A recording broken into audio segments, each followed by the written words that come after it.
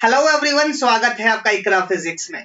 जैसा कि आप लोगों को पता है कि काइनेमेटिक्स का पहला chapter motion in a straight line हमने यूट्यूब पे कंप्लीट कर लिया है। इस चैप्टर में हमने टोटल 14 लेक्चर्स लिए हैं और एक एक चीज को डिटेल में समझा है। आज बारी है इस चैप्टर के लास्ट 21 इयर्स के पीवाईक्यू सॉल्व करना ऑफ नीट। तो आज हम नीट के पीवाईक्यू सॉल्व करेंगे लास्ट 21 इयर्स के। जो भी पढ़ा, जैसा भी पढ़ा, उसी को रेफरेंस मानते हुए मैं आपके सामने सवाल सॉल्व करूंगा। तो आपको क्या करना है, सबसे पहले सवाल को देखना है, वीडियो को पॉज करना है, सवाल को खुद सॉल्व करने का ट्राई करना है और फिर अपना आंसर मैच करना है। ओके, तो चलिए स्टार्ट करते हैं आज का खूबसूरत सा lecture with our first question, जो कि आया हुआ है नीट 2024 में। जी हाँ, 5 मई को जो एग्जाम हुआ था उसी में ये सवाल आया है और सेम सवाल हमने सॉल्व किया था लेक्चर नंबर 14 में, जो कि नीट 2024 से पहले अपलोड हो गया था। चलिए देखते हैं क्या सवाल है। क्या बोला है, the velocity time plot of the motion of a body is shown in figure। Velocity time graph मुझे दे रखा है और मुझसे क्या पूछा है, एक्सेलरेशन टाइम ग्राफ क्या होगा, मुझसे ये सवाल में पूछा है और ये सवाल आया हुआ है इसी साल, जी हाँ, नीट 2024 में। और अगर आपको याद हो लेक्चर नंबर 14 में जो कि हमने अपलोड किया था नीट 2024 से पहले, उसमें भी सेम तरीके का सवाल हमने सॉल्व करवाया था। यहां पे तो सिर्फ एक्सेलरेशन टाइम ग्राफ पूछा है, हमने डिस्प्लेसमेंट टाइम ग्राफ भी सॉल्व किया था। चलिए देखते हैं किस तरीके से सॉल्व होगा। मेरे पास वेलोसिटी टाइम ग्राफ है। लेट्स से ये टाइम है मेरे पास t1 और लेट्स से ये टाइम है t2, लेट्स से ये टाइम है t3 और ये टाइम है t4। मेरे पास जो पूरा मोशन है, इस मोशन को मैं 4 टाइम फ्रेम में तोड़ रहा हूं। सबसे पहला जो टाइम फ्रेम है वो है ये 0 से लेके t1 तक। 0 से लेके t1 की अगर मैं बात करूं तो वेलोसिटी टाइम ग्राफ कुछ है ही नहीं, मतलब इसकी जो वेलोसिटी है 0 से लेके t1 तक वो 0 है। ऐसा ग्राफ है इस तरीके से। तो इसका मतलब क्या हुआ कि 0 से लेके t1 तक मेरे पास वेलोसिटी 0 है। वेलोसिटी 0 तो एक्सेलरेशन की बात तो आएगी ही नहीं। तो 0 से लेके t1 तक, लेट्स से ये टाइम t1 है, सिमिलरली इसमें भी ये टाइम t1, ये टाइम t1 और ये टाइम t1। तो अगर मैं 0 से लेके t1 तक देखूं तो यहां पे भी एक्सेलरेशन 0, यहां पे भी 0, यहां पे भी 0 और यहां पे भी 0, यहां तक तो सब में ही सेम है। आगे बढ़ते हैं। अब t1 से लेके t2 तक अगर मैं बात करूं तो वेलोसिटी टाइम ग्राफ कुछ इस तरीके से है, एक straight line incline to time axis. मुझे ये बात पता है कि वेलोसिटी टाइम ग्राफ से मैं एक्सेलरेशन किस तरीके से निकाल सकता हूं, उसका स्लोप निकाल के। ये t1 से t2 तक जो ग्राफ है वो एक स्ट्रेट लाइन है, तो क्या मैं ये बात बोल सकता हूं कि t1 से लेके t2 तक इसका जो स्लोप होगा वो कांस्टेंट होगा। क्यों? क्योंकि स्ट्रेट लाइन का जो स्लोप होता है वो कांस्टेंट होता है। तो t1 से लेके t2 तक मेरे पास एक्सेलरेशन कांस्टेंट आएगा और ये जो कांस्टेंट आएगा ये पॉजिटिव आएगा कि नेगेटिव आएगा वो देख लेते हैं। अगर मैं थीटा की बात करूं, थीटा 1 की, तो मेरे पास थीटा 1 जो है वो लेस देन 90 डिग्री है और थीटा 1 लेस देन 90 डिग्री है। इसका मतलब इसका जो स्लोप होगा वो पॉजिटिव आएगा। मतलब t1 से लेके t2 तक एक्सेलरेशन टाइम ग्राफ एक कांस्टेंट आएगा, एक्सेलरेशन कांस्टेंट रहेगा और पॉजिटिव रहेगा। तो अगर मैं इसमें देखूं तो एक्सेलरेशन इंक्रीज हो रहा है, तो ये वाला ग्राफ तो नहीं होगा। इसमें देखूं तो भी t1 से लेके t2 तक एक्सेलरेशन इंक्रीज हो रहा है, तो ये वाला ग्राफ भी नहीं होगा। इसमें देखूं तो t1 से लेके t2 तक, t1 से लेके t2 तक जो मेरा एक्सेलरेशन है वो कांस्टेंट है और पॉजिटिव है, तो ये हो सकता है। अगर यहां पे देखूं तो t1 से लेके t2 तक एक्सेलरेशन कांस्टेंट तो है लेकिन नेगेटिव है, तो ये वाला ग्राफ भी नहीं होगा। सो the correct answer will be option number 3। वैसे तो हमारा आंसर आ गया, लेकिन आगे का ग्राफ भी सॉल्व करते हैं। चलिए अब बात करते हैं T2 से लेके T3 तक। T2 से लेके T3 तक वेलोसिटी इसकी कांस्टेंट है। वेलोसिटी कांस्टेंट है तो एक्सेलरेशन क्या आएगा? जीरो। तो T2 से लेके T3 तक एक्सेलरेशन जीरो आ रहा है। ये मेरा T2 और ये T3 यहां से लेके यहां तक जो मेरा एक्सेलरेशन आ रहा है वो जीरो आ रहा है। T3 से लेके T4 तक वेलोसिटी टाइम ग्राफ एक स्ट्रेट लाइन है तो एक्सेलरेशन मेरे पास कांस्टेंट आएगा। एक्सेलरेशन कांस्टेंट तो आएगा अगर मैं इस एंगल को θ2 बोलता हूं, सो θ2 मेरे पास ग्रेटर देन 90 डिग्री है। इसका मतलब एक्सेलरेशन कांस्टेंट होगा और नेगेटिव होगा। तो अगर आप गौर से देखोगे तो अगर मैं इस ग्राफ को हटाऊं तो एक्सेलरेशन कांस्टेंट है और नेगेटिव है। I hope this thing is clear to you. तो हमारा जो करेक्ट आंसर होगा वो होगा ऑप्शन नंबर 3। चलिए आगे बढ़ते हैं, अगला सवाल देखते हैं। अगला सवाल क्या है हमारे पास? अगला सवाल है a vehicle travels half the distance with speed v and the remaining half distance with speed 2v, it's average speed is. क्या बोला है मुझे सवाल में कि लेट्स से टोटल डिस्टेंस मेरे पास d है, तो इस टोटल डिस्टेंस का जो हाफ डिस्टेंस है ये v से मूव करता है और नेक्स्ट हाफ डिस्टेंस 2v से मूव करता है। तो यहां से लेके यहां तक इसकी एवरेज स्पीड क्या होगी? याद करो जब हम एवरेज स्पीड पढ़ रहे थे तो मैंने आपको एक बात बताई थी कि जब भी दो डिस्टेंस सेम होंगे तो एवरेज स्पीड का फॉर्मूला निकल के आएगा 2v1v2 divided by v1 plus v2, और जब भी दोनों टाइम सेम होंगे तो एवरेज स्पीड का फॉर्मूला निकल के आएगा v1 plus v2 divided by 2। चलिए देखते हैं, यहां पे डिस्टेंस सेम है तो एवरेज स्पीड क्या निकल के आएगी? 2v1 v2 divided by v1 plus v2। यहां पे v1 है v और v2 है 2v, तो 2 into v into 2v divided by v plus 2v। ये बनेगा 2 2 जा 4, v into v will be v square divided by v plus 2v will be 3v। एक v से एक v गया तो एवरेज स्पीड जो निकल के आई वो निकल के आई 4/3v, which is our option number 2. So the correct answer will be option number 2, which is 4v/3। और इसके अंदर हमने कितना आसान सा कॉन्सेप्ट लगाया कि जब भी डिस्टेंस सेम होगा एवरेज स्पीड मेरे पास निकल के आएगी 2v1v2 divided by v1 plus v2। और ये सवाल आ रखा है नीट 2023। चलिए आगे बढ़ते हैं और अगला सवाल देखते हैं। अगला सवाल क्या कह रहा है? A horizontal bridge is built across a river। एक horizontal bridge है जो किसी रिवर के ऊपर बना हुआ है। Let's say ये कोई ब्रिज है जो किसी रिवर के ऊपर बना हुआ है, ठीक है? ये मेरे पास रिवर है, ठीक है? और क्या बोला है? A student standing on the bridge throws a small ball vertically upward with a velocity 4 metre पर सेकेंड। एक स्टूडेंट है जो कि ब्रिज के ऊपर खड़ा है और इस स्टूडेंट ने इस ब्रिज से वर्टिकली अपवर्ड डायरेक्शन में एक बॉल को फेंका और इसकी जो इनिशियल वेलोसिटी हमको दे रखी है वो दे रखी है 4 मीटर पर सेकेंड। फिर क्या बोला है? The ball strikes the water surface after 4 seconds। तो इस बॉल के साथ क्या होगा? ये बॉल ऊपर जाएगी और फाइनली यहां पे आएगी।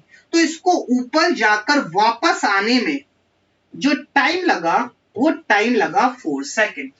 The height of the bridge above the water surface is। तो अगर मैं इस हाइट को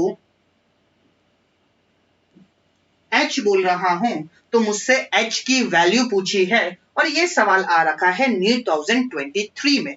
कितना आसान सा सवाल।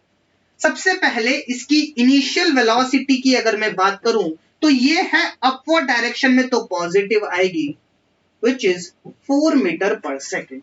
अगर मैं टाइम की बात करूं तो टाइम है मेरे पास अगेन 4 सेकेंड।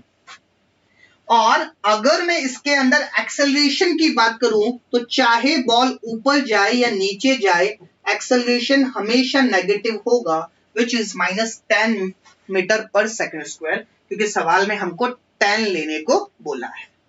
और क्या चीज दे रखी है, और अगर मैं इसके डिस्प्लेसमेंट की बात करूं तो बॉडी का नेट डिस्प्लेसमेंट कहां हो रहा है, यहां हो रहा है।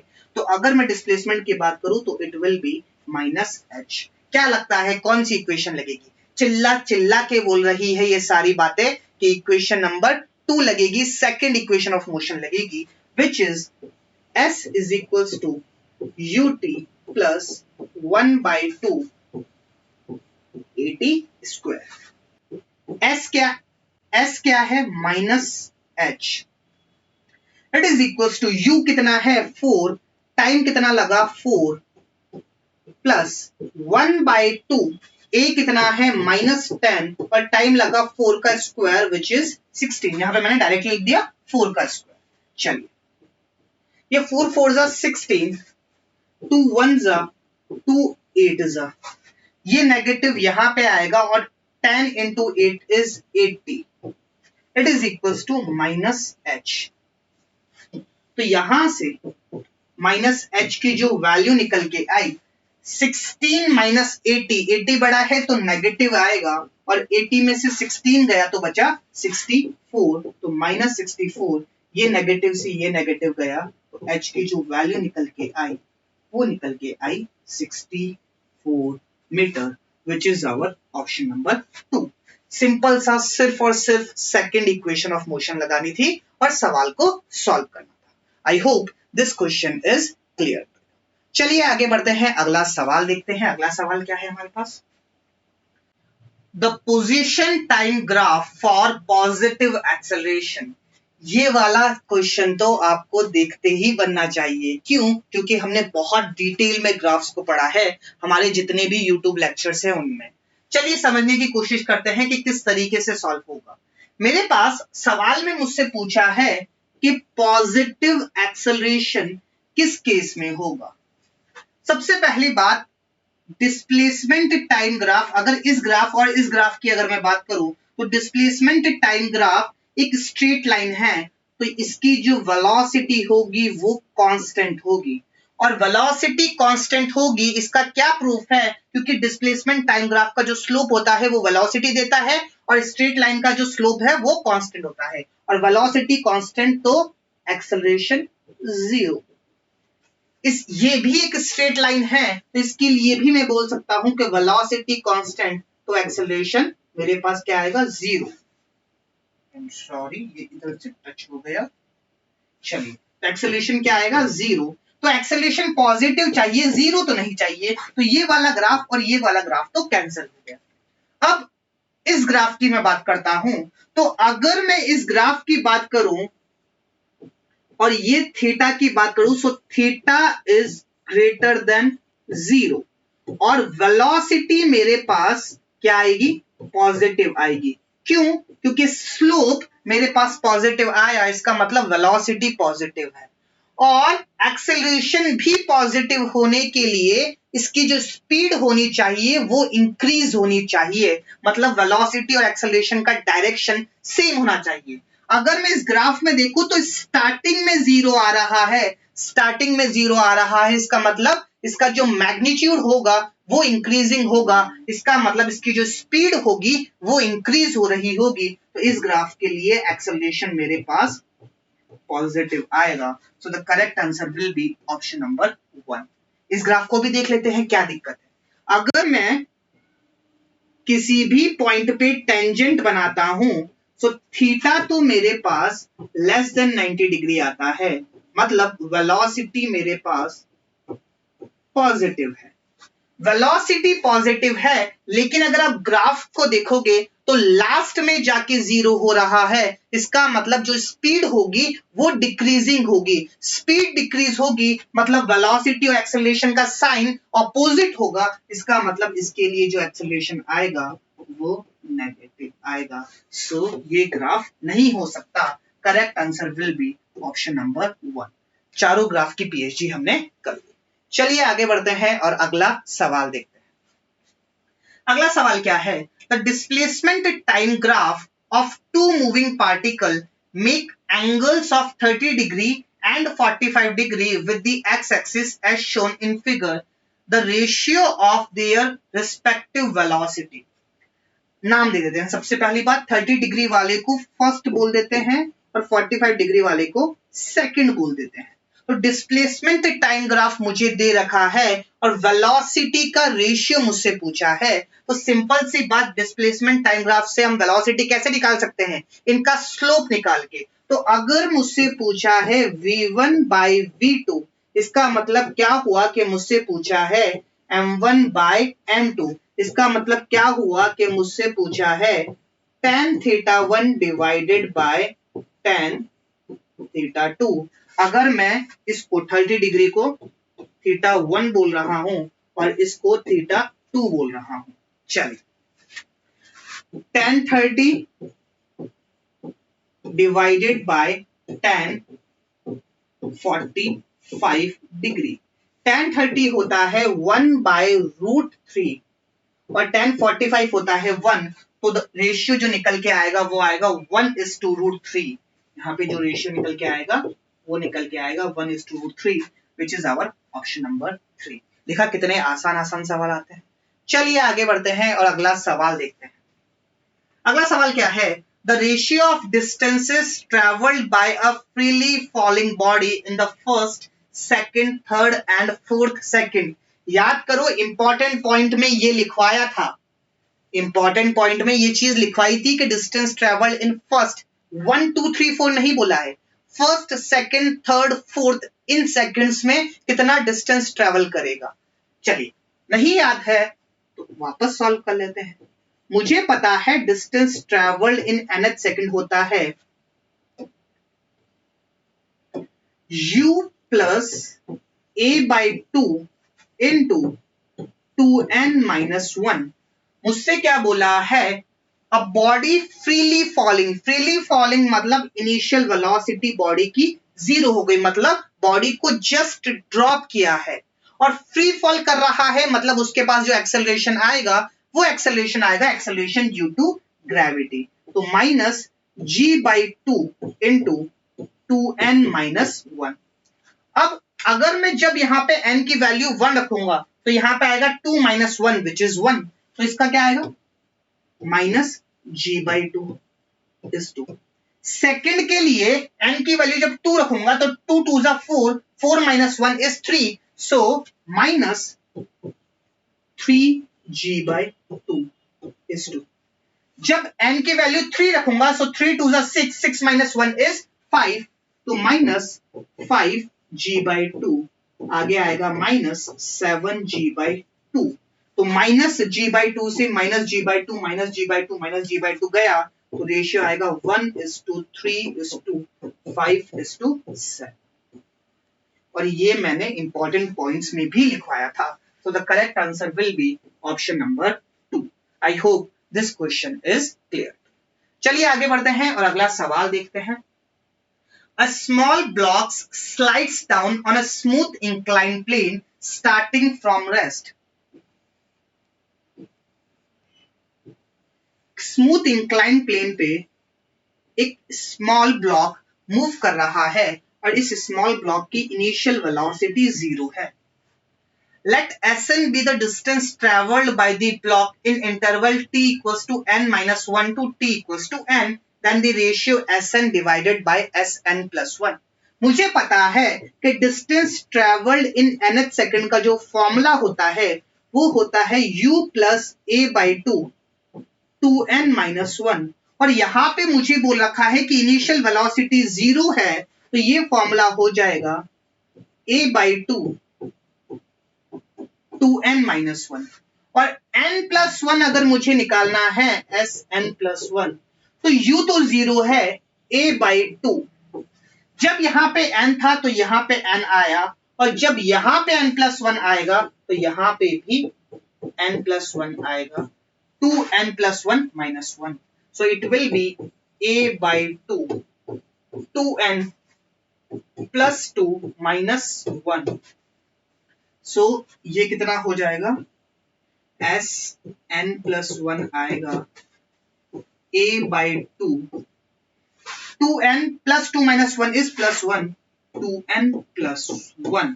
और मुझसे पूछा है Sn divided by Sn plus 1। इसको अगर मैं इक्वेशन नंबर 1 बोल रहा हूं, इसको इक्वेशन नंबर 2 बोल रहा हूं, तो 1 को 2 से डिवाइड कर दो, तो Sn divided by Sn plus 1। Sn में आएगा a/2, 2n माइनस 1, और Sn प्लस 1 में आएगा a/2, 2n प्लस 1। इससे ये गया, तो जो मेरे पास रेशियो निकल के आया वो आया 2n minus 1 divided by 2n plus 1, which is our option number 2. I hope this question is clear to you. चलिए आगे बढ़ते हैं और अगला सवाल देखते हैं। क्या बोला है? A person sitting in the ground floor of a building notices through the window of height 1.5 meter a ball dropped from the roof of the building crosses the window in 0.1 second. चलिए समझने की कोशिश करते हैं कि क्या बोला है सवाल में। ये कोई एक बिल्डिंग है और इस बिल्डिंग के अंदर ये एक विंडो है। यहां से एक बॉल को ड्रॉप किया गया, मतलब इस बॉल की इनिशियल वेलोसिटी कितनी है? 0। और ये बॉल इस विंडो की हाइट को 0.1 सेकंड में क्रॉस करती है, और इसकी हाइट मुझे दे रखी है 1.5 मीटर। तो मुझसे ये बात पूछी है कि ये बॉल जब यहां पे होगी तो इसकी वेलोसिटी v1 क्या होगी, मुझसे ये सवाल में पूछा है। चलिए अब इस मोशन के लिए मैं लिख रहा हूं। अगर मैं इस मोशन के लिए लिखूं तो इनिशियल वेलोसिटी किसके बराबर होगी? माइनस v1 के बराबर। और टाइम कितना लगेगा? 0.1 सेकेंड। s कितना होगा? Minus 1.5 metre. और a कितना होगा? a मुझे बोला है 10 लेने को, तो माइनस 10 मीटर पर सेकेंड स्क्वायर। चलिए देखते हैं कौन सी इक्वेशन लगेगी। Second equation of motion, which is s is equals to ut plus 1/2 at square. s कितना है? Minus 1.5। It is equals to u की वैल्यू कितनी है? Minus v1। t कितना है? 0.1 प्लस 1/2। a कितना है? माइनस 10, और t कितना है? 0.1। तो इसका स्क्वायर करूंगा तो 0.01। 2 1 जा 2 5 जा, ये माइनस कॉमन आके इस माइनस से कैंसिल आउट हो जाएगा, तो इधर बचेगा 1.5। ये माइनस तो कॉमन आ गया, तो इधर बचेगा पॉजिटिव 0.1 v1, और 5 into 0.01 will be plus 0.05। चलिए अब ये इस तरफ आएगा, तो ये क्या बनेगा? 1.50 minus 0.05, it is equals to 0.1 v1, 0.05। It is equals to 0.1 v1। 1.50 minus 0.05 क्या बनेगा? 1.45। It is equals to 0.01, sorry 0.1 v1, 0.1 v1। तो v1 की वैल्यू कितनी आएगी? 1.45 डिवाइडेड बाय 0.1। ये हटेगा तो 2 जीरो नीचे आएंगे, ये हटेगा तो 1 जीरो ऊपर जाएगा। इससे ये गया, तो ओवरऑल मेरे पास आएगा 14.5 मीटर पर second, which is our option number 2। I hope this question is clear to you. Okay, चलिए आगे बढ़ते हैं और अगला सवाल देखते हैं। A ball is thrown vertically downwards with a velocity 20 meter per second from the top of a tower. क्या बोला है कि लेट्स से ये कोई टावर है, बड़ा ही गंदा टावर बना है, इसको भी मिटा के इतना सा क्या कर ले। पूछा गया। ये कोई टावर है और एक बॉल को डाउनवर्ड डायरेक्शन में फेंका गया विद अ वेलोसिटी 20 मीटर पर second. It hits the ground after some time with a velocity 80 metre पर सेकेंड. और ये 80 मीटर पर सेकेंड से हिट करती है. The height of the tower मुझसे पूछा है. अगेन सारी वैल्यू लिखो. u कितना है? -20 मीटर पर सेकेंड. v कितना है? -80 मीटर पर सेकेंड. a कितना है? -10 मीटर पर सेकेंड स्क्वायर. और मुझसे पूछा है कि लेट्स से इसकी हाइट है h और डिस्प्लेसमेंट कितना है? -h. तो मुझसे h की वैल्यू पूछी है. कौन सी इक्वेशन लगाऊं? v square minus u square is equals to 2as. v square minus u square is equals to 2as. v कितना है? -80 का स्क्वायर माइनस u कितना है? -20 का square. It is equals to 2. a कितना है? -10 और s कितना है? -h. माइनस का स्क्वायर तो पॉजिटिव हो जाएगा और 80 का स्क्वायर होगा 8 8 जा 64 6400. माइनस का स्क्वायर पॉजिटिव और 20 का स्क्वायर हो जाएगा 400. इट इज इक्वल्स टू, ये नेगेटिव नेगेटिव पॉजिटिव हो जाएगा 20h. 6400 minus 400 will be 6000. It is equals to 20h. ये जीरो से ये जीरो गया, h की वैल्यू आएगी 600 divided by 2 which is equals to 300 meter, which is our option number 1. So the correct answer will be option number 1, which is 300 meter. I hope this question is clear to you. चलिए आगे बढ़ते हैं और अगला सवाल देखते हैं. सवाल नंबर 10 क्या बोल रहा है? नीट 2019 में आया हुआ है. A person traveling in a straight line moves with a constant velocity v1 for certain distance x and constant velocity v2 for next equal distance. क्या बोला है? equal distance. ये x और ये x और यहाँ पे वेलोसिटी v1, यहाँ पे वेलोसिटी v2.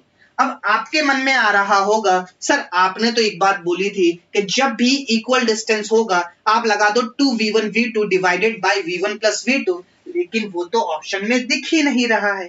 तो बेटा थोड़ा दिमाग लगाओ कि वो आया कहां से था, उससे एक स्टेप पहले जाओ. जब भी इक्वल डिस्टेंस होगा तो क्या आता है फॉर्मूला? अगर n इक्वल डिस्टेंस है तो n by v average it is equals to 1 by v1 plus 1 by v2 up to 1 by vn. कितने इक्वल डिस्टेंस है? 2 है, तो n की वैल्यू क्या आ जाएगी? 2. देखा कुछ? 2 by v average it is equals to 1 by v1 plus 1 by v2. अरे देखा देखा लग रहा है, क्या यही तो नहीं? Which is our option number 2. तो कभी कभी सवाल में ऑप्शंस को घुमा के दे देता है, तो घबराने की जरूरत नहीं है. बेसिक से जो फंडे हैं वो लगाने हैं. चलिए आगे बढ़ते हैं और अगला सवाल देखते हैं. सवाल नंबर 11 क्या बोला है? नीट 2027 में आया हुआ है और यही सवाल नाम बदल के जेईई मेंस में भी आया है. जेईई मेंस के अगर प्रीवियस ईयर क्वेश्चंस उठा के देखोगे या अपना ही वीडियो देखोगे जो कि 4.5 घंटे का वीडियो है, जिसमें मैंने लास्ट 21 इयर्स के सारे सवाल बताए हैं, उसमें भी नाम बदल के सेम सवाल आया हुआ है. चलिए देखते हैं क्या बोला है. Preeti reached the metro station and found that escalator was not working. She walked up the stationary escalator in time t1. क्या बोला है कि कोई मेट्रो स्टेशन है जिसमें एस्केलेटर वर्क नहीं कर रही है. लेट्स से एस्केलेटर इस तरीके से है और ये वर्क नहीं कर रही, तो क्या करती है? यहां से प्रीति आती है. लेट्स से वेलोसिटी ऑफ प्रीति है v1. यही बोला है? नहीं बोला. चलो यहां से वेलोसिटी प्रीति की वेलोसिटी v1 है. लेट्स से ये डिस्टेंस s है और ये मूव करती है इन टाइम t1। तो यहां से मैं क्या बात बोल सकता हूं, v1 की जो वैल्यू होगी s/t। आगे क्या बोला है, on the other days if she remains stationary on the moving escalator then escalator takes her up in time t2। अब क्या है कि प्रीति स्टेशनरी है और एस्केलेटर मूव कर रहा है। लेट्स से एस्केलेटर की वेलोसिटी है v2, तो एस्केलेटर जितना मूव करेगा वो डिस्टेंस तो सेम ही रहेगा और इसमें टाइम लगा t2। तो क्या मैं ये बात बोल सकता हूं v2 is equals to s/t2। The time taken by her to walk up on a moving escalator. अब मतलब क्या हुआ कि ये भी ऊपर जा रही है और ये भी ऊपर जा रही है, v1 v2। तो अब क्या होगा, बेसिकली दोनों की स्पीड ऐड होगी, तो अब v1 प्लस v2 जो होगा वो होगा s डिवाइडेड बाय t3। दोनों की स्पीड ऐड होगी, देखो ये तो ऊपर जा रही है, इसके साथ साथ ये भी ऊपर चढ़ रही है, तो v1 plus v2 it will be equals to s divided by t3। I hope this thing is clear. अब मुझसे सवाल में क्या पूछा है कि t3 की वैल्यू क्या है। सिंपल सी बात क्या है कि किसको इक्वेट कर सकते हैं, v1 और v2 की वैल्यू पुट कर दो। v1 की वैल्यू है s/t1 प्लस v2 की वैल्यू है s/t2। It will be equals to s/t3। यहां से s कॉमन आएगा, इससे ये गया, तो 1/t1 plus 1/t2 is equals to 1/t3। 1/t1 plus 1/t2 it is equals to 1/, अरे 1 कौन लिखेगा, मैं ही लिखूंगा, कौन लिखेगा, 1/t3। चलिए यहां पे एलसीएम लूंगा, तो एलसीएम आएगा t1 t2 क्रॉस मल्टीप्लाई, तो ये बनेगा t1 plus t2 it is equals to 1/t3। t3 की वैल्यू निकल के आएगी t1 t2 divided by t1 plus t2। So the correct answer will be option number 2, which is t1 t2 divided by t1 plus t2। अरे ये बात समझ में आई ना कि अब थर्ड केस में क्या है कि एस्केलेटर तो मूव कर रहा है और इसके साथ साथ ये जो प्रीति है ये भी मूव कर रही है। अरे मॉल में गए हो, मॉल में जाते हो ना, तो मॉल में जब आप जाते हो अगर एस्केलेटर मूव कर रहा है उसके साथ साथ आप भी चढ़ते हो तो टाइम थोड़ा कम लगता है ना। तो दोनों मतलब क्या हुआ कि आपकी स्पीड और एस्केलेटर की स्पीड दोनों ही ऐड होगी। बात समझे, तभी तो जाके टाइम कम लगेगा।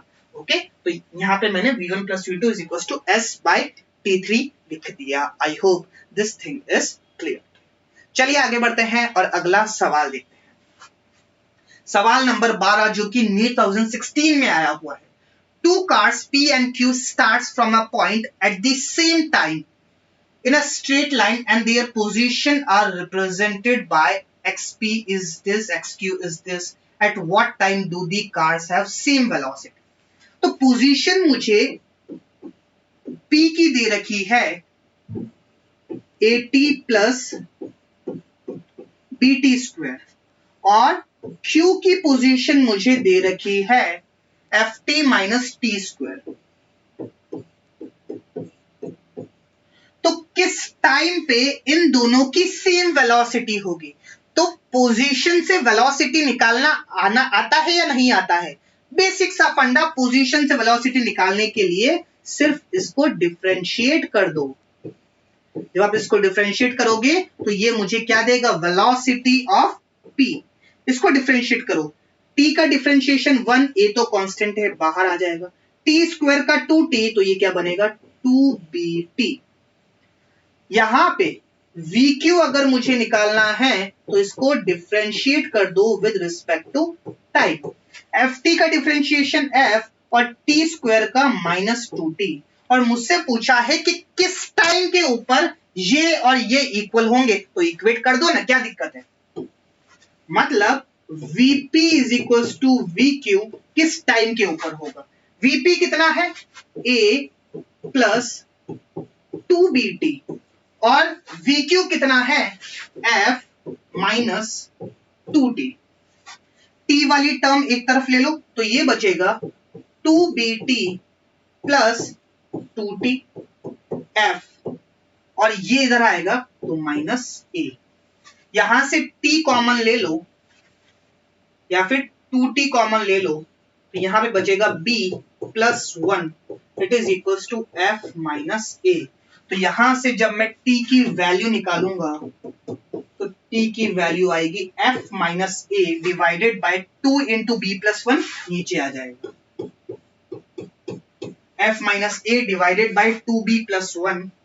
This is our option number 2।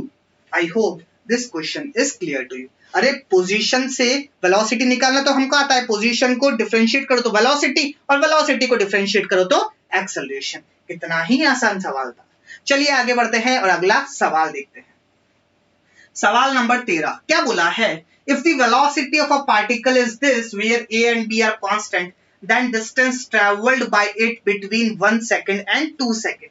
Simple सा फंडा के डिस्प्लेसमेंट से अगर वेलोसिटी आना है और वेलोसिटी से एक्सेलरेशन आना है तो यहां से डिफरेंशिएट करो, यहां से डिफरेंशिएट करो।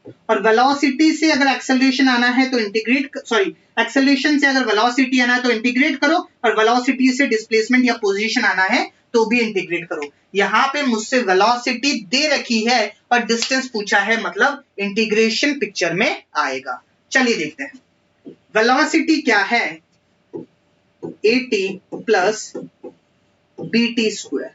वेलोसिटी को मैं क्या लिख सकता हूं ds बाय dt, ये लिख सकता हूं AT प्लस BT स्क्वायर।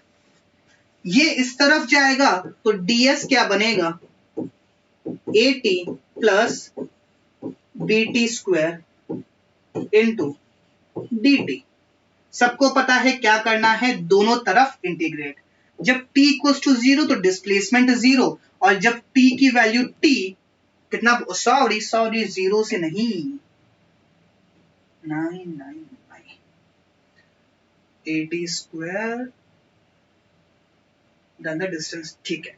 तो जब t इक्वल्स टू 1 सेकेंड पे अगर मैं बात करूं तो ये 1 से लेके 2 तक इंटीग्रेट होगा और डिस्प्लेसमेंट 1 से लेके 2 तक आएगा।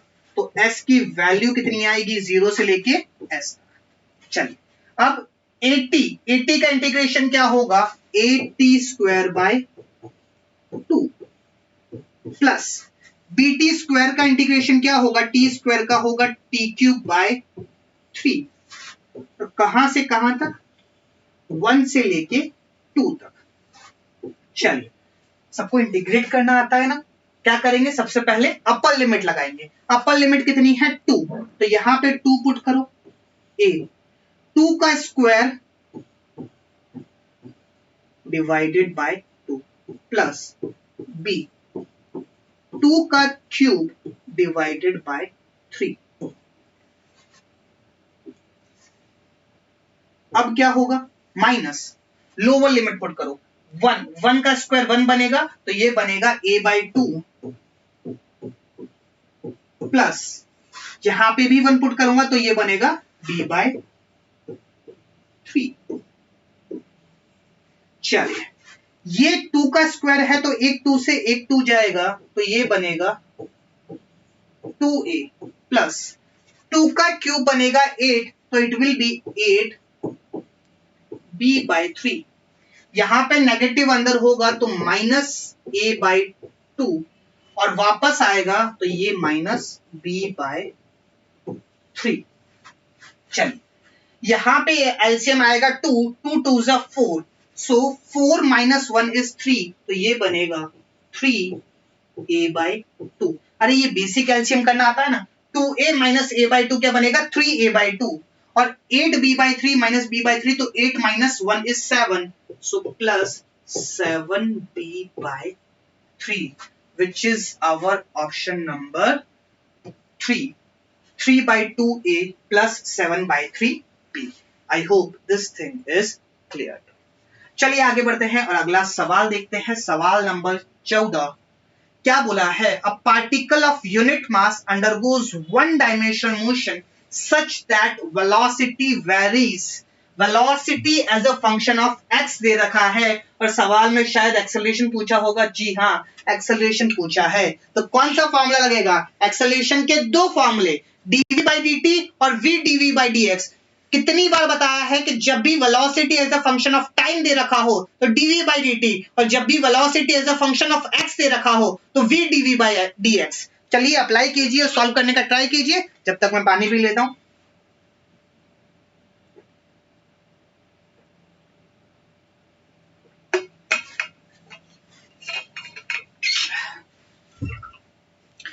चलिए देखते हैं। मुझे v दे रखा है।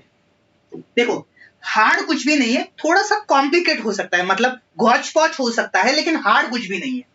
v मुझे दे रखा है b x to the power 2n। अगर स्टेप बाय स्टेप चलोगे कहीं नहीं अटकोगे। Acceleration v as a function of x दे रखा है तो एक्सेलरेशन होगा v dv by dx। v क्या दे रखा है? b x to the power -2n dot. अब इसका डिफरेंशिएशन करना है तो बीटा तो बाहर आ जाएगा या फिर b तो बाहर आ जाएगा। अब x की पावर 2n है तो सबसे पहले 2n आगे आएगा और इसकी पावर 2n - 1 हो जाएगी। ये बात समझ आई? चलिए अब सबको अलग अलग करते हैं। ये -2n सबसे पहले आएगा, लिखने का ट्राई करते हैं एक्सेलरेशन क्या होगा। सबसे पहले आएगा -2n into beta square, -2n into beta square. अब देखो यहां पे भी बेस x है, यहां पे भी बेस x है और दोनों मल्टीप्लाई में है तो पावर ऐड हो जाएगी। तो पावर ऐड कर दो। x की पावर यहां पे है -2n और यहां पे है -2n - 1। तो ये कितना हो जाएगा? -2n बीटा स्क्वायर x की पावर -2n - 2n बनेगा -4n - 1। कुछ दिख रहा है क्या? -2n beta square x to the power -4n - 1 which is our option number 1. So the correct answer will be option number 1. थोड़ा सा यहां पे हल्का सा अगर ध्यान दोगे, स्टेप बाय स्टेप चलोगे, कहीं नहीं अटकोगे, सीधा आंसर के ऊपर आओगे। आई hope this thing is clear. चलिए आगे बढ़ते हैं और अगला सवाल देखते हैं। सवाल नंबर 15 क्या बोला है? A stone falls freely under gravity. It covers distance h1 h2 and h3 in the first 5 seconds, next 5 seconds and next 5 seconds respectively. The distance traveled between h1 h2 and h3, sorry, the relation between h1 h2 and h3।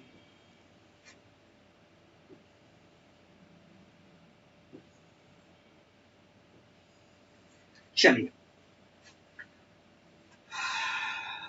Falls freely मतलब क्या हुआ कि initial velocity हो गई 0। अब यहां से लेके यहां तक इसको टाइम लगा 5 सेकंड और इसमें डिस्टेंस ट्रेवल किया h1। यहां से लेके यहां तक अगेन 5 सेकंड और डिस्टेंस ट्रेवल किया s2। यहां से लेके यहां तक अगेन 5 सेकंड और डिस्टेंस ट्रेवल किया h3। तो मुझसे रिलेशन पूछा है h1 h2 और h3 के लिए। सबसे पहले h1 निकालने का ट्राई करते हैं। h1 की अगर मैं बात करूं तो इनिशियल वेलोसिटी, इसके लिए अगर मैं लिखूं for the first 5 second, for first 5 second initial velocity 0, time कितना लगा 5 सेकंड और डिस्प्लेसमेंट कितना हुआ -h1। तो क्या लगेगा? s is equal to ut plus half at square, direct लगा रहा हूं। s कितना है -h1, it is equal to ut u0, तो ये हो जाएगा 0 और एक्सेलरेशन कितना है -10 या फिर -g बोल लो, -g/2 into T square. T कितना है 5 का स्क्वायर विच इज 25। ये नेगेटिव से ये नेगेटिव गया, h1 की जो वैल्यू निकल के आई वो निकल के आई 25 G/2। G की वैल्यू 10 दे रखी हो तो लगा लेना, कोई वो बात नहीं है। यहाँ पे सिर्फ हमको रिलेशन पूछा है तो G से G कट जाएगा, इसीलिए वैल्यू नहीं रख रहा। चलिए, तो H1 तो मेरे पास निकल के आ गया। अब H2 मेरे पास टोटल डिस्टेंस नहीं है, यहां से लेके यहां तक जो डिस्टेंस ट्रेवल हुआ नेक्स्ट 5 सेकंड में, उसकी मैं बात कर रहा हूं, दैट इज माय H2। तो अगर मैं फॉर फर्स्ट 10 सेकंड की बात करूं तो इसके अंदर मेरा डिस्प्लेसमेंट कितना होगा, minus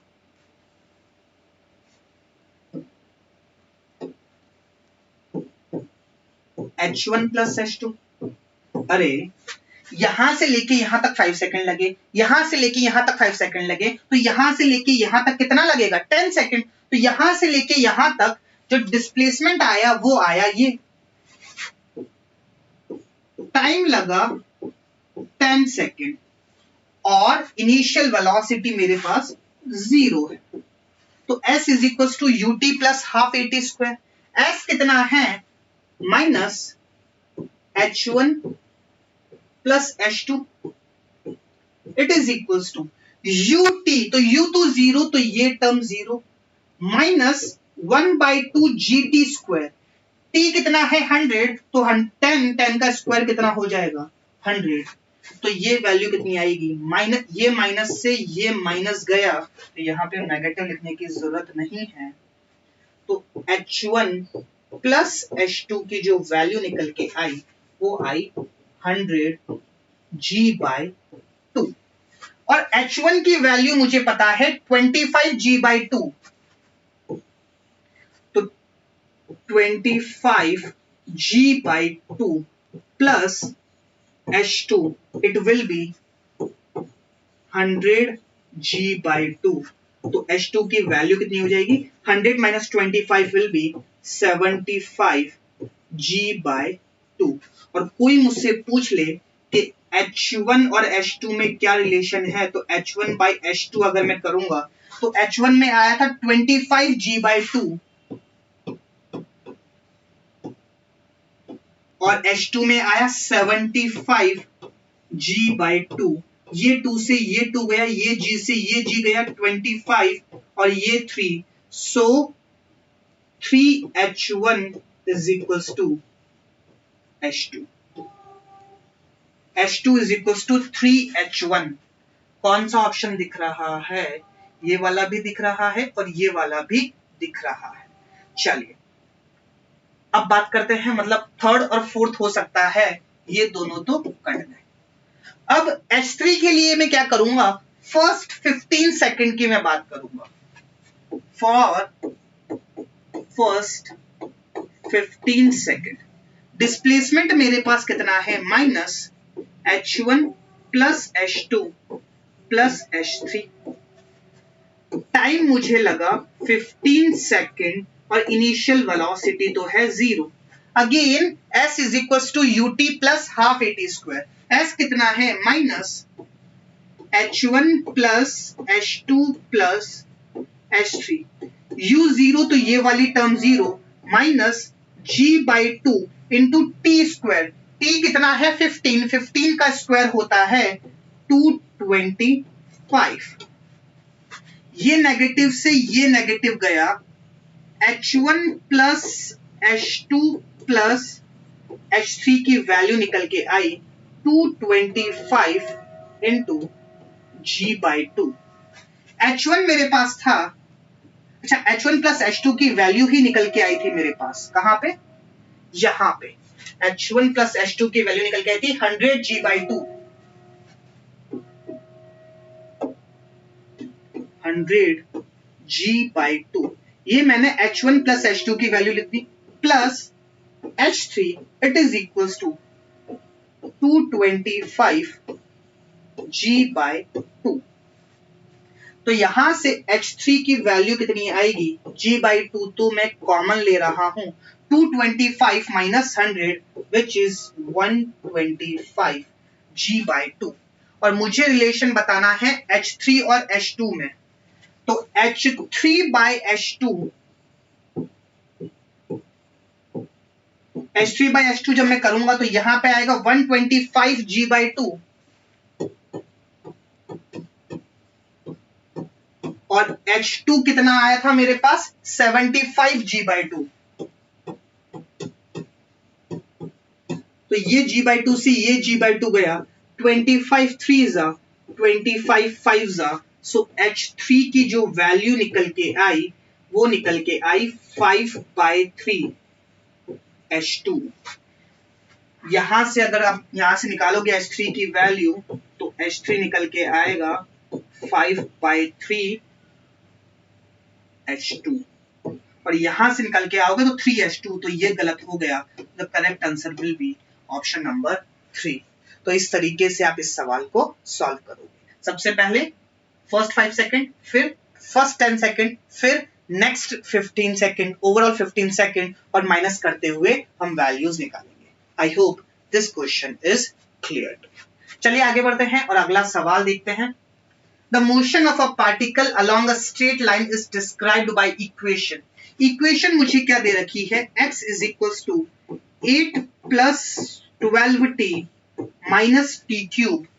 The retardation of the particle when its velocity becomes 0. ऐसा सवाल जी मेंस में भी आ रखा है। वेलोसिटी मुझे निकालनी है, तो वेलोसिटी होगी dx by dt. It is equals to 8 का डिफरेंशिएशन 0 प्लस 12t का डिफरेंशिएशन 12 और t क्यूब का डिफरेंशिएशन 3t स्क्वायर। और वेलोसिटी नहीं, रिटार्डेशन कब निकालना है, जब वेलोसिटी 0 हो जाएगी।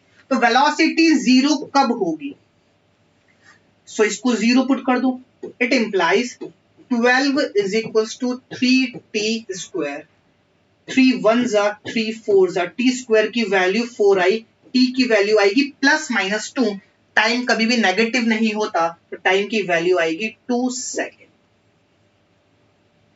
टाइम की वैल्यू आई 2 सेकेंड, तो 2 सेकेंड पे मुझे एक्सेलरेशन निकालना है। तो वेलोसिटी से एक्सेलरेशन निकालने का तरीका क्या होता है, एक्सेलरेशन होता है dv बाई dt। ये थी मेरे पास वेलोसिटी, 12 का डिफरेंशिएशन 0 माइनस 3t स्क्वायर का डिफरेंशिएशन 6t।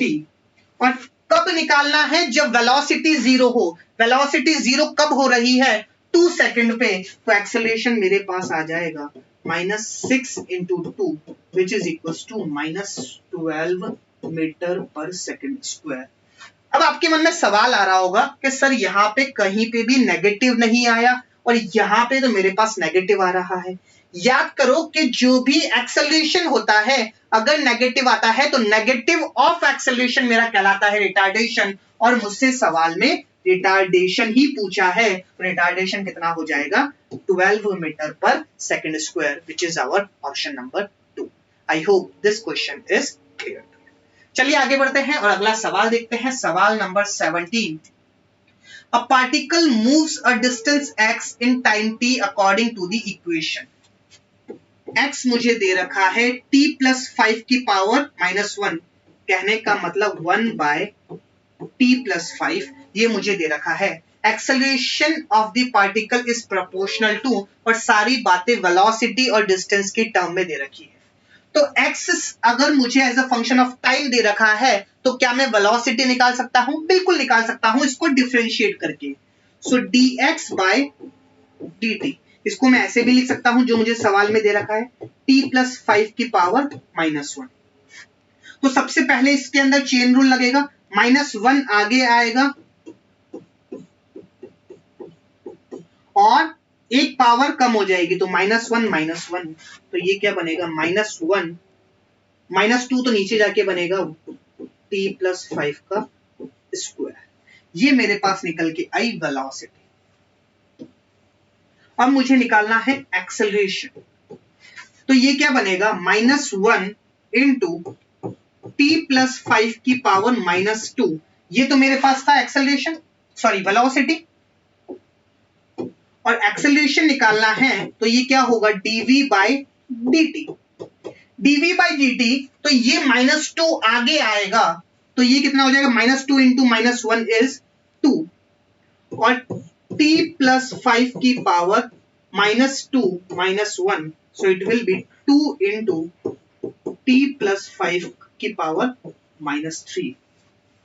तो इसको मैं कैसे लिख सकता हूं? It will B 2 into t plus sorry -3 है तो पावर नीचे आएगी 2 डिवाइडेड बाय t plus 5 की पावर 3।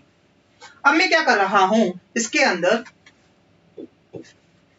2 तो ऐसा का ऐसा रहने दो, 1 डिवाइडेड बाय t plus 5 और इसका स्क्वायर कर रहा हूं और बाहर लिख रहा हूं 3/2।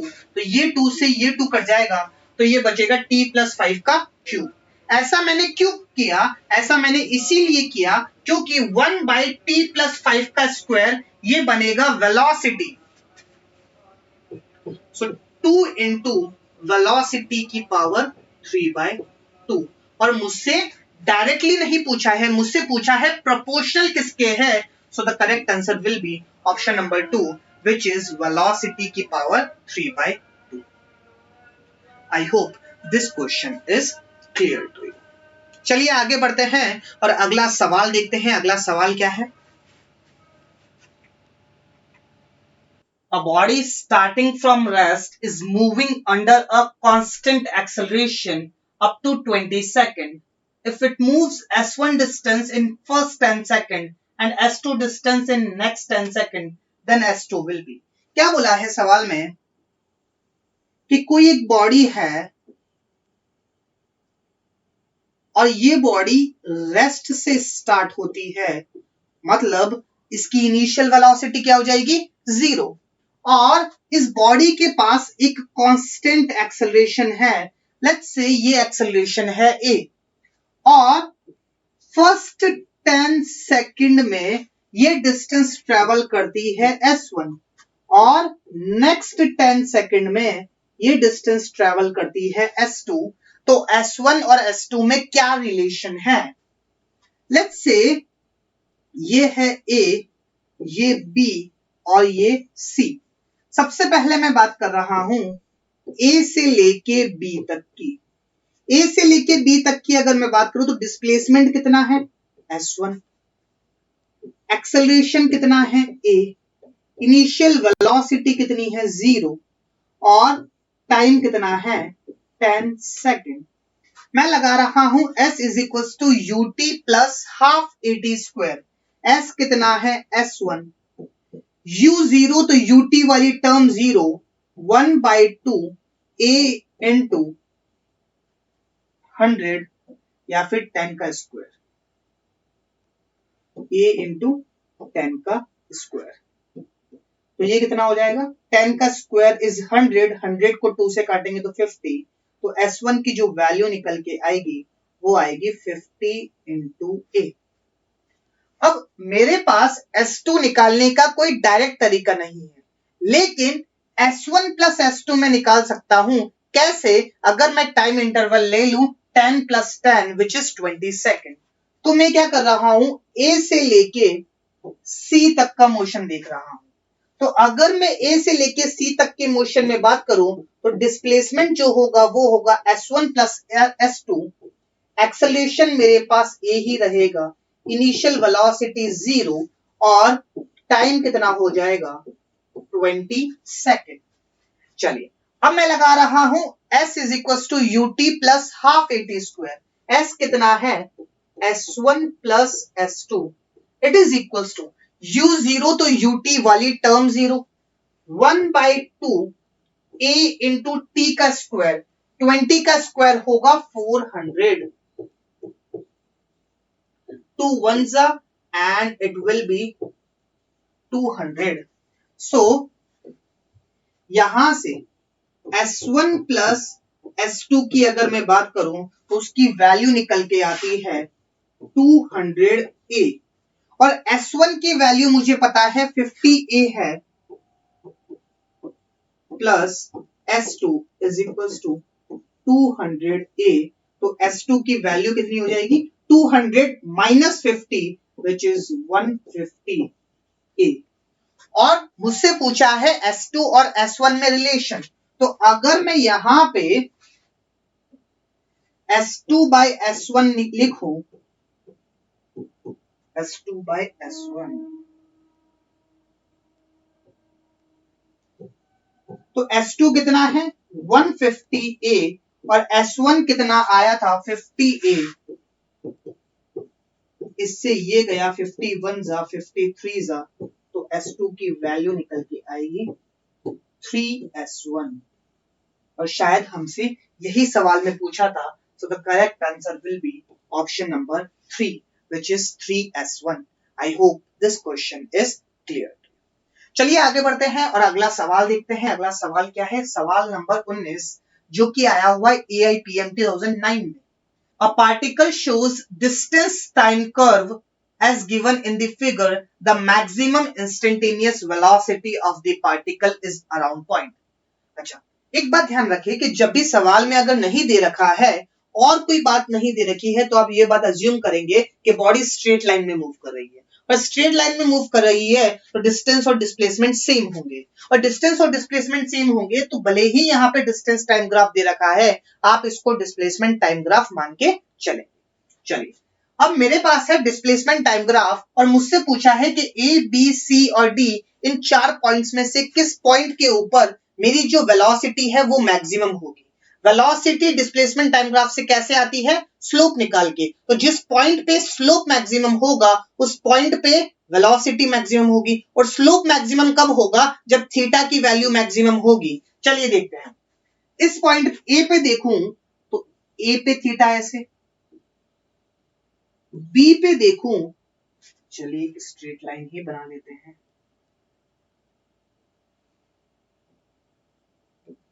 बी पे अगर मैं एक स्ट्रेट लाइन बनाता हूं तो वो स्ट्रेट लाइन ऐसे बनेगी। सी पे अगर मैं एक स्ट्रेट लाइन बनाता हूं तो सी पे जो स्ट्रेट लाइन बनेगी टेंजेंट होती हुई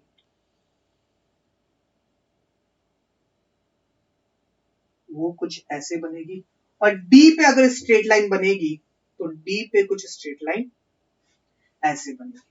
अब अगर आप गौर से देखोगे तो ए पे तो थीटा की वैल्यू 0, ये मेरे पास बी के लिए थीटा बी, और ये मेरे पास सी के लिए थीटा सी, और ये मेरे पास डी के लिए थीटा डी। तो इन सब में मुझे दिख रहा है कि सी पॉइंट के ऊपर जो थीटा बन रहा है वो मैक्सिमम आएगा, तो टेन थीटा भी मैक्सिमम आएगा, तो स्लोप भी मैक्सिमम आएगा, तो वेलोसिटी भी मैक्सिमम आएगी। So the correct answer will be option number C. क्यों? क्योंकि सी पॉइंट पे थीटा की वैल्यू जो आ रही है वो मैक्सिमम आ रही है।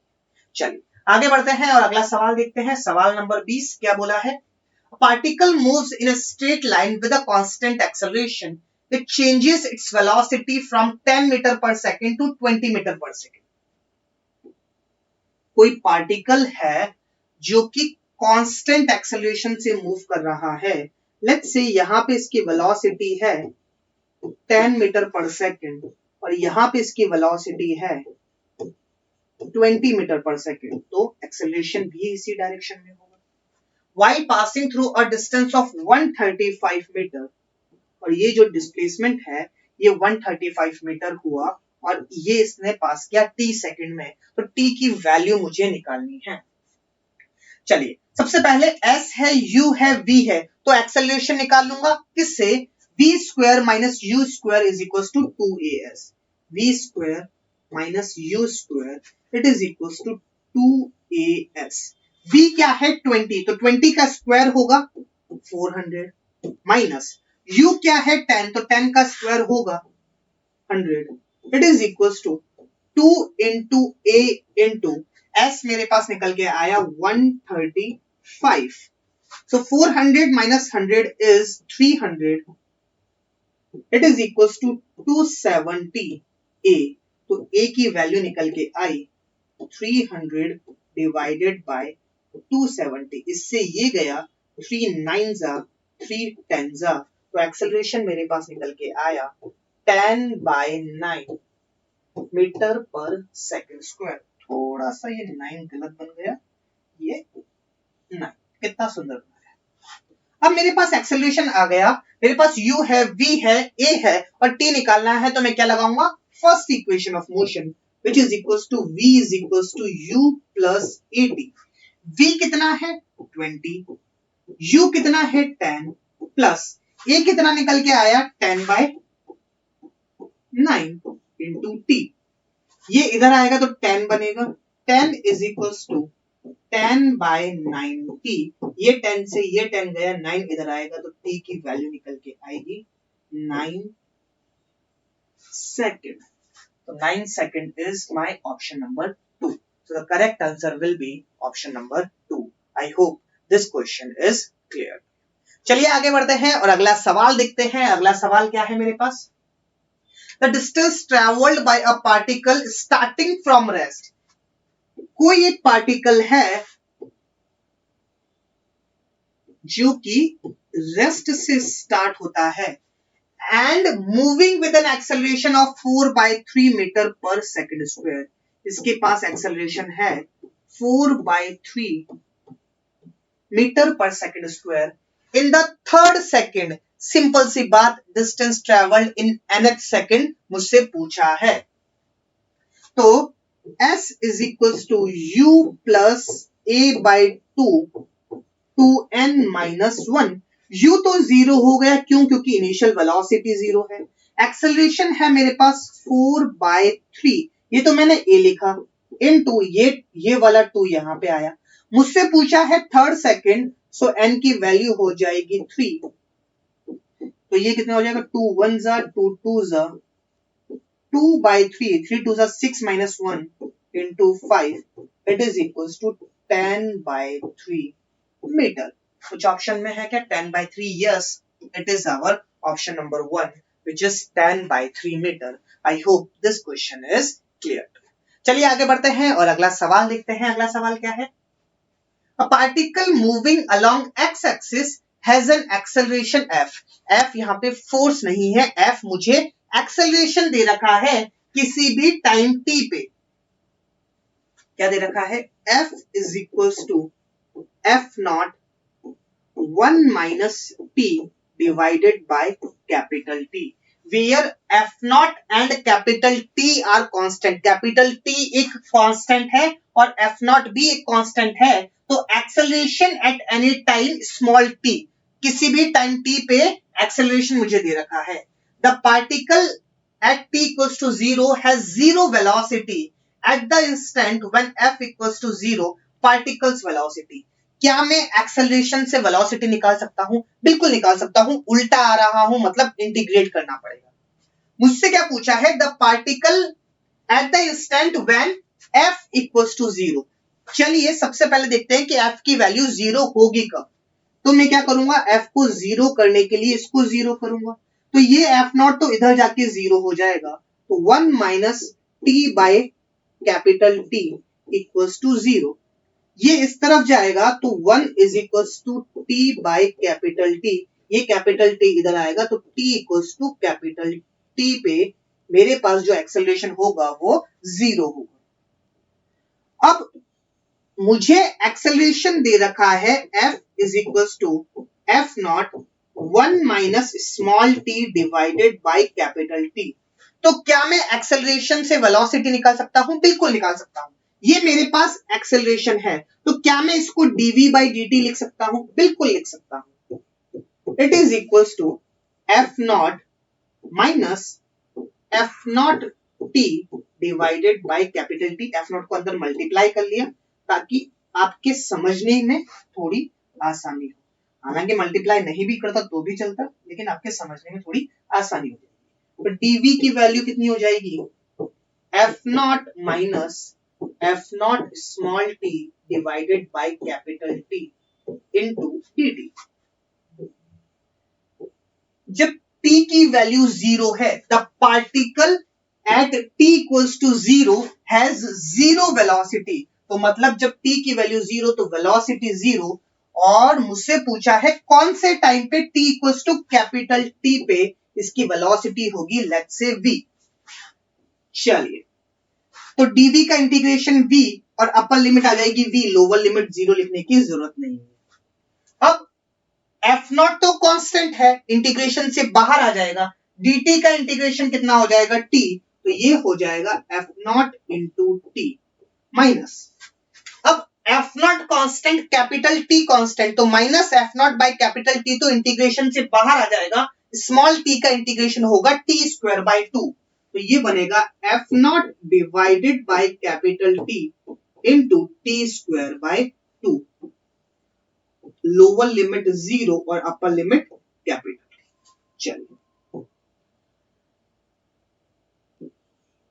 F naught upper limit put करता हूं, capital T minus F not capital T का square divided by T into two, ये तो मैंने पुट की upper limit, minus lower limit में जब मैं 0 पुट करूंगा तो ये 0 और ये भी 0, तो लोअर लिमिट मेरे पास हो जाएगी 0, ये एक टी से ये एक टी गया, ये बचेगा F naught into T minus F naught into T by two, 1 minus half will be half, so finally हमारे पास जो वेलोसिटी निकल के आएगी वो निकल के आएगी f naught into t divided by two, which is our option number 1। I hope this question is clear. चलिए आगे बढ़ते हैं, अगला सवाल देखते हैं। अगला सवाल क्या है, two bodies A of mass 1 kilogram and B of mass 3 kilogram are dropped from height 16 meter and 25 meter respectively। क्या बोला है कि एक बॉडी ए है और इसका मुझे मास दे रखा है 1 किलोग्राम और इसको ड्रॉप किया गया, मतलब यू ए है मेरे पास 0 और किस हाइट से ड्रॉप किया गया 16 मीटर, और मेरे पास एक और बॉडी है बी,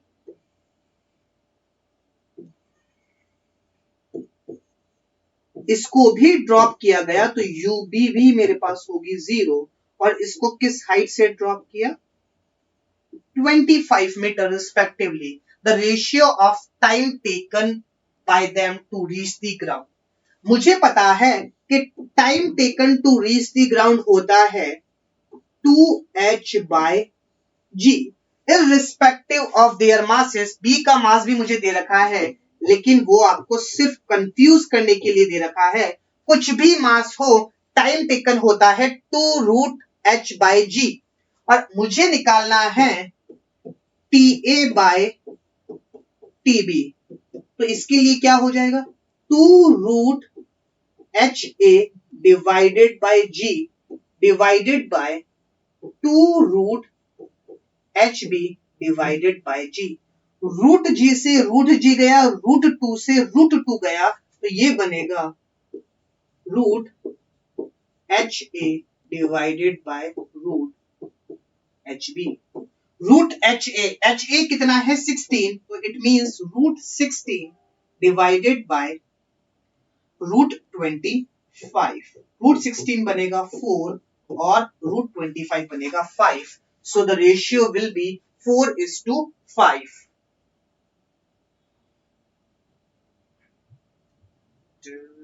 कुछ मिस्टेक हुई है क्या, 4:5।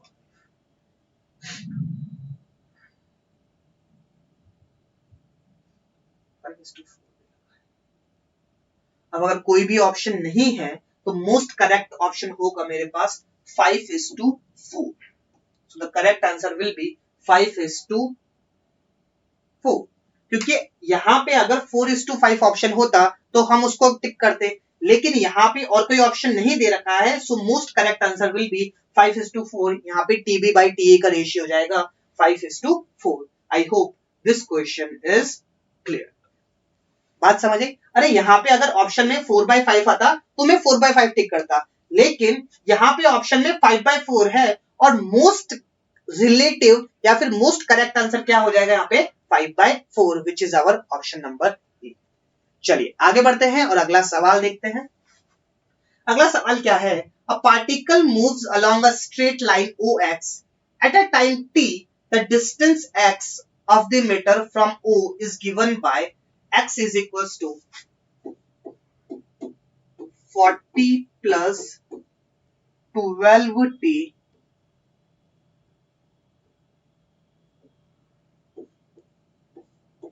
minus t cube. How long would the particle travel before coming to rest?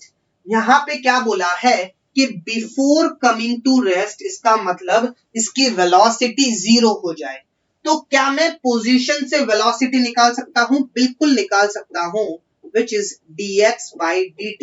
It will give me velocity.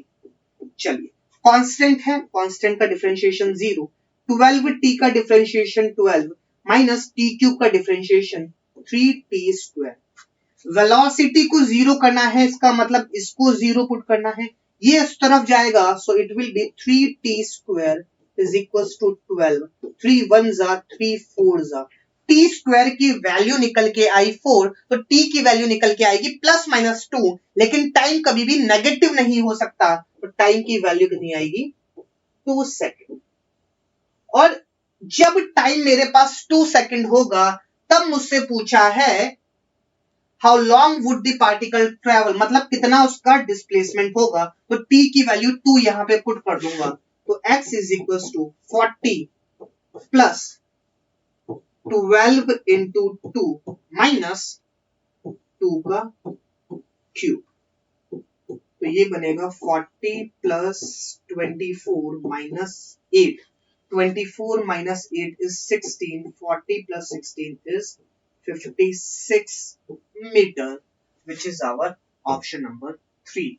I hope this thing is clear. चलिए आगे बढ़ते हैं और अगला सवाल देखते हैं। अगला सवाल क्या है?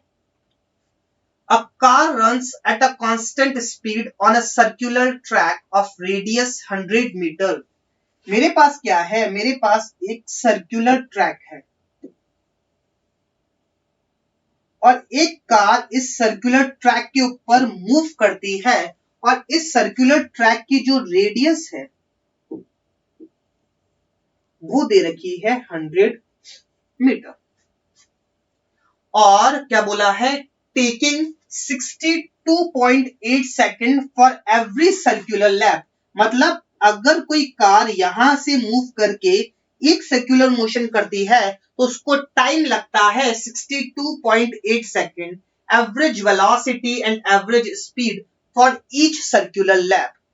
सबसे पहले एवरेज वेलोसिटी की अगर मैं बात करूं तो एवरेज वेलोसिटी होती है total displacement divided by total time. जब एक लैप पूरा कंप्लीट कर लेगी तो बॉडी की इनिशियल और फाइनल पोजीशन सेम रहेगी, और बॉडी की इनिशियल और फाइनल पोजीशन सेम रहेगी तो एवरेज वेलोसिटी तो मेरे पास 0 होगी, एवरेज वेलोसिटी 0 होगी। क्यों? क्योंकि एवरेज वेलोसिटी होती है total displacement divided by total time, और जब बॉडी की इनिशियल और फाइनल पोजीशन सेम होगी तो टोटल डिस्प्लेसमेंट 0, और टोटल डिस्प्लेसमेंट 0 तो एवरेज वेलोसिटी मेरे पास 0। अब बात करते हैं एवरेज स्पीड की। एवरेज स्पीड होती है total distance divided by total time. एक सर्कुलर लैप में डिस्टेंस ट्रेवल करेगी 2 पाई आर, सो 2 इंटू पाई है 3.14 और आर है 100, डिवाइडेड बाय एक सर्कुलर मोशन में टाइम कितना लगता है? 62.8 सेकेंड, 62.8 सेकेंड। चलिए ये पॉइंट हटा, 2 जीरो आएंगे, ये पॉइंट हटा, 1 जीरो यहां पे आएगा, ये 100 से ये 100 गया, 314 into 2 is 628, so it will be 628, और यहां पे बचता है 10, तो एवरेज स्पीड निकल के आएगी 10 मीटर पर सेकेंड। तो एवरेज वेलोसिटी 0 और average speed 10, so the correct answer will be option number 2. I hope this thing is clear. चलिए आगे बढ़ते हैं और अगला सवाल देखते हैं। अगला सवाल क्या है हमारे पास? सवाल नंबर 26 जो कि आया हुआ है AIPM 2005 में, बड़ा अच्छा सवाल है। क्या बोला है? Displacement x of a particle varies with time as, x की वैल्यू मुझे दे रखी है a e to the power minus alpha t plus b e to the power beta t, where a, b, alpha and beta are positive constant, the velocity of the particle. सोचो इसके बारे में कैसे सॉल्व होगा। जब तक हम पानी पी लेते हैं, हम मतलब मैं, है ना।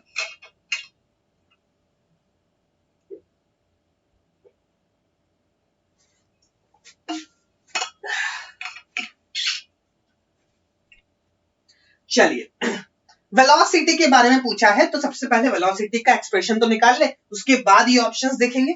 चलिए, वेलोसिटी मेरे पास होती है dx by dt। चलिए, ए तो कांस्टेंट है, डिफरेंशिएशन से बाहर आ जाएगा। e की पावर माइनस अल्फा टी, तो माइनस अल्फा तो सबसे पहले e की पावर माइनस अल्फा टी का e की पावर माइनस अल्फा टी ही रहेगा, और माइनस अल्फा टी का माइनस अल्फा बाहर आ जाएगा। चलिए, प्लस b तो डिफरेंशिएशन से बाहर आ जाएगा, e की पावर बीटा टी का e की पावर बीटा टी ही होगा। चेन रूल लगेगा, e की पावर समथिंग इज e की पावर, मतलब डिफरेंशिएशन एक ढीठ फंक्शन, सॉरी, e की पावर समथिंग इज अ ढीठ फंक्शन जिसका डिफरेंशिएशन भी वही होता है और इंटीग्रेशन भी वही होता है। तो चेन रूल लगेगा, e की पावर बीटा टी का e की पावर बीटा टी। अब बीटा टी का डिफरेंशिएशन में t का 1 और बीटा कांस्टेंट है, डिफरेंशिएशन से बाहर आ जाए। चलिए, थोड़ा सा इसको जमा के लिख लेते हैं।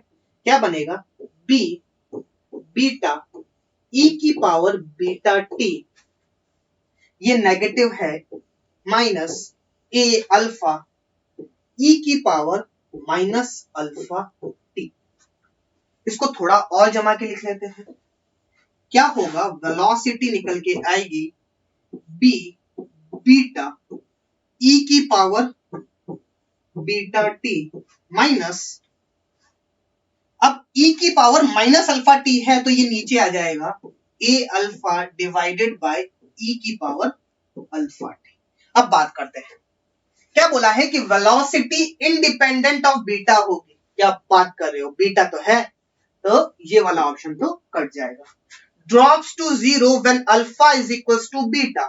अगर मैं यहाँ पे अल्फा लिखता हूं, यहाँ पे भी अल्फा लिखता हूं, तो ये बी अल्फा बनेगा, तो ये जीरो, तो ये दोनों कैंसिल तो होने से रहे, तो वेलोसिटी जीरो तो नहीं होगी, ये भी नहीं होगा। Go on decreasing with time और go on increasing with time. अब ये फंक्शन इंक्रीजिंग फंक्शन है या डिक्रीजिंग फंक्शन, तो इसको एक बार डिफरेंशिएट कर लो। अगर ग्रेटर देन जीरो आता है तो इंक्रीजिंग और लेस देन जीरो आता है तो डिक्रीजिंग। अगर ये बात नहीं पता है तो कैसे सॉल्व करेंगे। चलिए, मैं क्या कर रहा हूं, टाइम के साथ देख रहा हूं, मैं क्या कर रहा हूं, टाइम को इंक्रीज कर रहा हूं। टाइम जैसे जैसे बढ़ा रहा हूं तो ये वाली टर्म इंक्रीज होगी, ये वाली टर्म इंक्रीज होगी, तो ये वाली टर्म भी इंक्रीज होगी, और ये वाली टर्म इंक्रीज होगी, तो ये जो पॉजिटिव टर्म है ये पूरी टर्म इंक्रीज होगी। चलिए, तो जो पॉजिटिव टर्म है वो तो इंक्रीज हो रही है। अब जब मैं t को बढ़ाऊंगा तो ये वाली टर्म इंक्रीज होगी, ये वाली टर्म इंक्रीज होगी, तो जो डिनोमिनेटर में है ये वाली टर्म इंक्रीज होगी, और जो डिनोमिनेटर में है वो वाली टर्म इंक्रीज होगी, तो ये जो पूरी टर्म है ये डिक्रीज होगी। मतलब पॉजिटिव टर्म तो इंक्रीज हो रही है और जो माइनस हो रहा है वो डिक्रीज हो रहा है। तो क्या मैं ये बात बोल सकता हूं कि ये जो पूरी टर्म है ये इंक्रीज हो रही है। फॉर एग्जाम्पल, इसकी वैल्यू है 8 और इसकी वैल्यू है लेट्स से 6। अगर ये 6 डिक्रीज हो रहा है, 6 से 5 होता है, तो क्या ये पूरी टर्म इंक्रीज होगी। तो 8 माइनस 6 पहले 2 था, अब 8 माइनस 5 3, तो ये पूरी टर्म इंक्रीज होगी। तो वही बात मैंने कही कि टी को इंक्रीज करता हूं तो अल्फा टी इंक्रीज होगा, अल्फा टी इंक्रीज होगा तो ई की पावर अल्फा टी भी इंक्रीज होगा, लेकिन ये पूरी जो टर्म है ये डिक्रीज होगी। क्यों, क्योंकि ई की पावर अल्फा टी डिनोमिनेटर में है, तो जो माइनस हो रहा है वो डिक्रीज हो रहा है और जो पॉजिटिव है वो इंक्रीज हो रहा है, तो वेलोसिटी मेरी इंक्रीज होगी। I hope this thing is clear to you. तो it will be go on increasing with time. I hope this question is clear. चलिए आगे बढ़ते हैं और अगला सवाल देखते हैं जो कि आज का लास्ट सवाल है। क्या बोला है, a ball is thrown vertically upward. It has a speed of 10 meter per second. when it reaches 1/2 of its maximum height, how high does the ball rise? क्या बोला है, एक बॉल को मैंने वर्टिकली अपवर्ड फेंका विथ सम वेलोसिटी u, और let's say इस ball की मैक्सिमम हाइट है h। तो क्या बोला है कि जब इसकी हाइट h/2 होगी तो इसकी जो वेलोसिटी है वो है 10 मीटर पर सेकेंड। तो मुझसे कैपिटल H की वैल्यू पूछी है। चलिए सबसे पहले देखते हैं कि यहां से u वेलोसिटी जब वो मैक्सिमम हाइट पे पहुंचेगा तो उसकी वेलोसिटी कितनी हो जाएगी, 0। तो सबसे पहले h की वैल्यू कितनी होगी, h की वैल्यू होगी u² / 2g। ये हमने निकालना सीखा था। चलिए this is my equation number 1। अब मैं क्या कर रहा हूं, यहां से लेके यहां तक, A से लेके B तक के मोशन की बात कर रहा हूं, A to B। Initial velocity तो u है, डिस्प्लेसमेंट मेरे पास कितना है प्लस h/2, और फाइनल वेलोसिटी v कितनी है, v है मेरे पास 10 मीटर पर सेकेंड। चलिए और कुछ बात दे रखी है क्या, इनिशियल वेलोसिटी u है। चलिए तो v है, u है, इनिशियल वेलोसिटी कितनी है प्लस u, और एक्सेलरेशन कितना है -g। चलिए तो मैं क्या लगाऊंगा, v² - u² = 2as। v कितना है, चलिए लिख लेते हैं एक बार, v² - u² = 2as। v² तो 10 का square is 100 minus initial velocity u है, इट विल बी u का square, it is equals to 2 into -g। g की वैल्यू 10 बोला है लेने को तो 10 ले लेते हैं। g की वैल्यू -10 into h कितनी है h/2। चलिए 100 माइनस u², अच्छा यहां से u² की वैल्यू कितनी हो जाएगी 2gh, u² की वैल्यू कितनी हो जाएगी 2gh। तो u² की वैल्यू मैं यहां पे पुट कर रहा हूं इन टर्म्स ऑफ 2gh, तो -2gh it is equals to, ये 2 से ये 2 गया और -10h ये बचेगा। चलिए 100 ये इस तरफ जाएगा तो 2gh will be positive, g की वैल्यू 10 पुट करूंगा तो ये बनेगा 20h माइनस 10h, तो 100h is equals to 10h, एक 0 से एक 0 गया, 100h नहीं आएगा, 100 इज इक्वल्स टू 10h, एक 0 से एक 0 गया तो h की जो वैल्यू निकल के आएगी वो निकल के आएगी 10 metre. So the correct answer will be option number 2 which is 10 metre. तो यहाँ पे आज का लेक्चर कंप्लीट होता है। हमने एक एक न्यूमेरिकल सॉल्व किया है जो कि लास्ट 21 इयर्स में आए हैं नीट के पेपर में of chapter motion in a straight line. तो इसी तरीके से जैसे जैसे हमारे चैप्टर्स कंप्लीट होते जाएंगे वैसे वैसे हम उस चैप्टर के लास्ट 21 इयर्स के जेईई मेंस के भी सवाल देखेंगे और नीट के भी सवाल देखेंगे। Okay, so that's it from my side for today. Thank you so much everyone.